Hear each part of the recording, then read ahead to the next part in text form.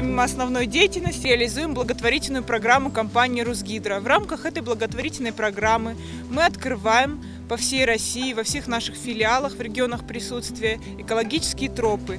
В республике сегодня это 3-я экологическая тропа. 2 у нас открыты в ЦЭИ, Северостинским заповедником мы открывали.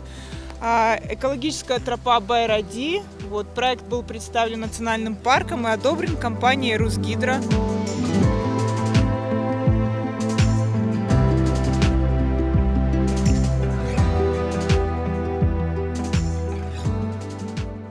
Впечатления от экотропы очень вдохновляющие.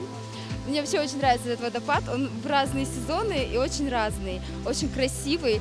Я последний раз была здесь осенью, и он был, как сказала одна моя спутница, прям бархатный. И вообще не зря переводится же как «радующий Байради», и он действительно, ты подходишь и радуешься.